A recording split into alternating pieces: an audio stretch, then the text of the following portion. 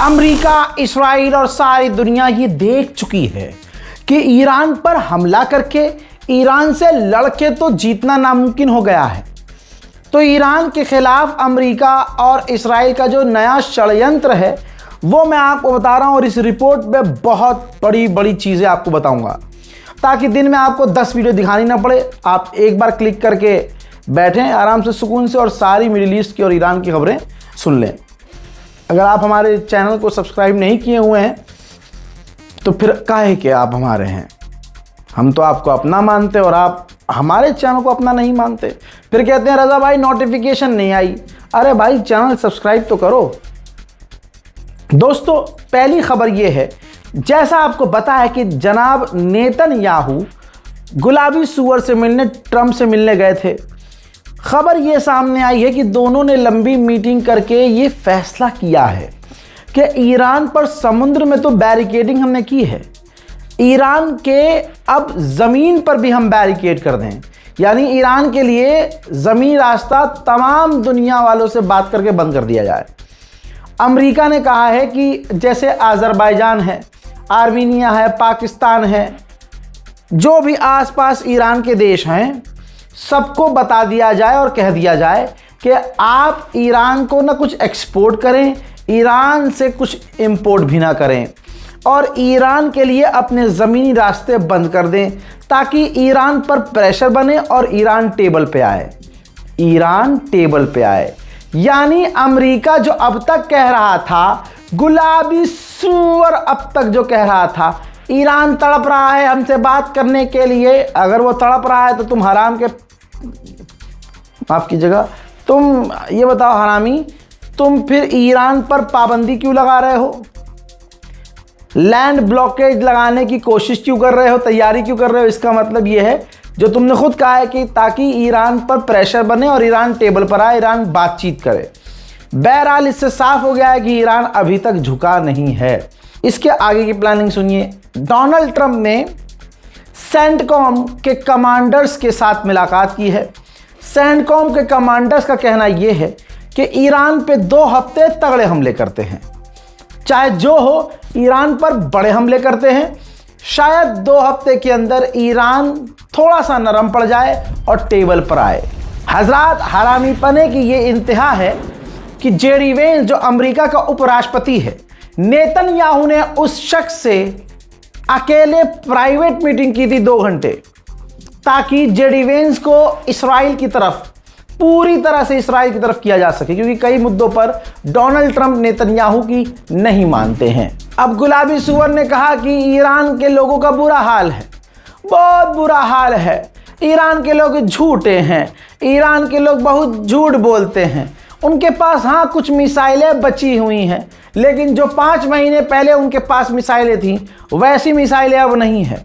जी हाँ, ये 5 महीने से पहले चीख रहा था, पूरा महीना ये चीखा कि ईरान के पास मिसाइलें और लॉन्चर ख़त्म हो गए हैं, लेकिन दुनिया ने देखा कि उसने कहा ख़त्म हो गए, अमेरिका ने कहा ख़त्म हो गए, और 5 महीना हो गया ईरान ले मिसाइल दे मिसाइल, ले मिसाइल दे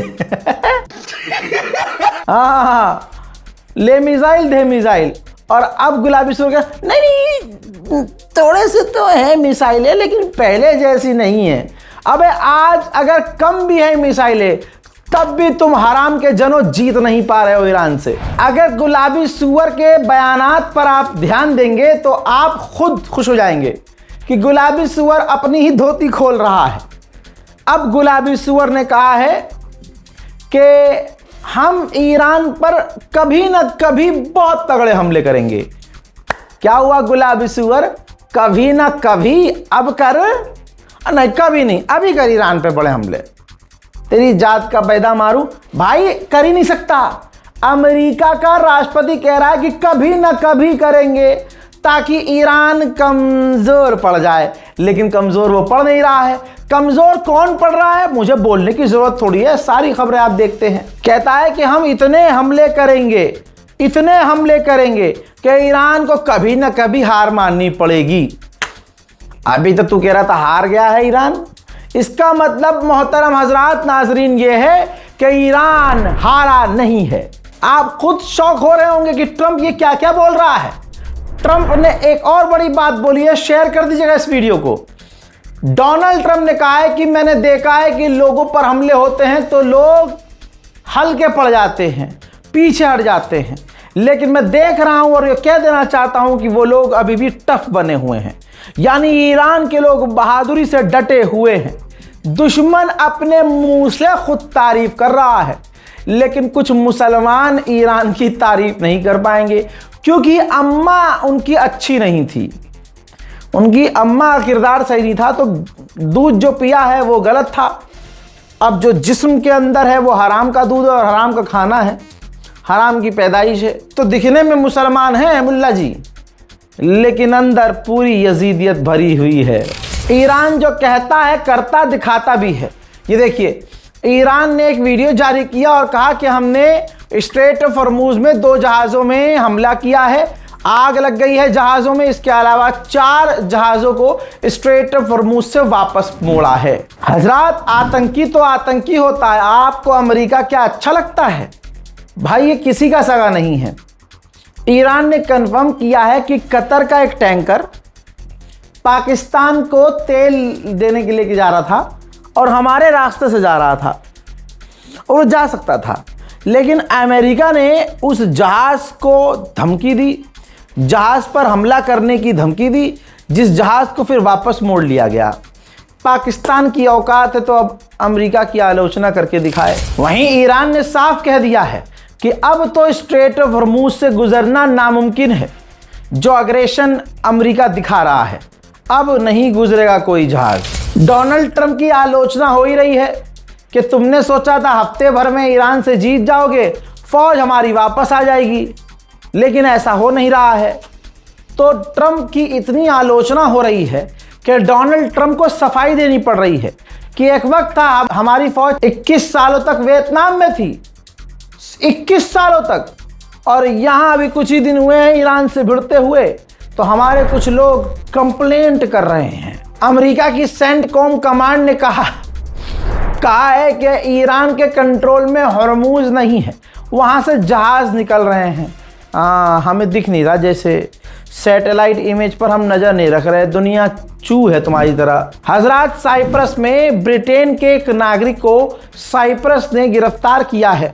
इल्ज़ाम यह है कि साइप्रस के अंदर जो ब्रिटेन का बेस है उसकी जासूसी ये व्यक्ति, ब्रिटानिया का व्यक्ति करके जासूसी ईरान को दे रहा था। फिलहाल वो बरतानिया का व्यक्ति गिरफ्तार हो चुका है। हजरात, अमेरिका का सो कॉल्ड सबसे सेफेस्ट, सबसे पावरफुल F-35 अमेरिका में क्रैश हुआ है। ये देखिए, जैसे तैसे पायलट ने अपने आप को बचा लिया, इजेक्ट कर लिया, लेकिन F-35 पूरी तरह से क्रैश हो गया। मेरे दोस्तों, भारत के विदेश मंत्रालय के द्वारा जो हमारे विदेश मंत्री है जयशंकर, उन्होंने ईरान के विदेश मंत्री अब्बास अराक्ची से बात की है और कहा है कि समुद्रों में टैंकरों पर जो हमले हो रहे हैं वो सरासर गलत हैं। तो ईरान को भी अपना लल्लो चला देना चाहिए कि भारत के अंदर मुसलमानों पर जो जुल्म हो रहे हैं आपके द्वारा वो भी गलत हैं। तुम्हारा बाबा कहता है सड़क पर नमाज नहीं पढ़ी जा सकती, फालतू का। अच्छे, और वही सड़कें दोगले हिंदुओं के लिए, कावड़ के लिए ब्लॉक कर रहे हैं। देश एक कानून दो, इसीलिए कहते हैं पढ़ा लिखा होना जरूरी है। जरूरी नहीं है कि सर पे बाल नहीं है आपके तो विन डीजल की तरह ज़्यादा चालाक और समझदार हो। दुनिया देख रही है। ईरान के विदेश मंत्री अब्बास अराक्ची ने बरतानिया के नए विदेश मंत्री से फ़ोन पर बात की है। वहीं अपनी फौज और अपनी गवर्नमेंट के सपोर्ट में ईरान के लोग आज भी प्रदर्शन कर रहे थे। याद रखिएगा, इन्हीं लोगों को बांटने का काम अमेरिका, इस्राइल और मूसाद ने किया था। देखिए,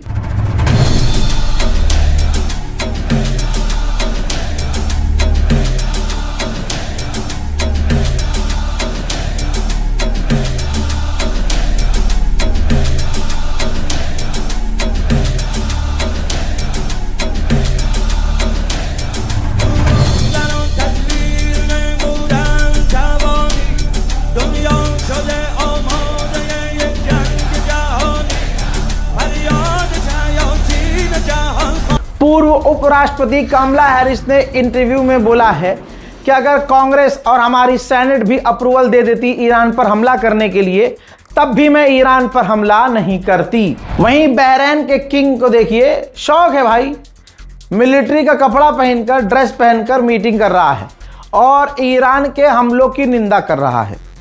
बस शौक है, अल्लाह ने पैसा दिया है, एक थप्पड़ झेलने की औकात नहीं है, मिलिट्री का कपड़ा पहन के अपने आप को कमांडर इन चीफ समझ रहे हैं। यजीद की नस्ल से मोहम्मद बिन सलमान ने जो ईरान पर अमेरिका के साथ, अपने बाप के साथ मिलकर करबला पर हमला किया, वहां ईरानी लोग भी मारे गए।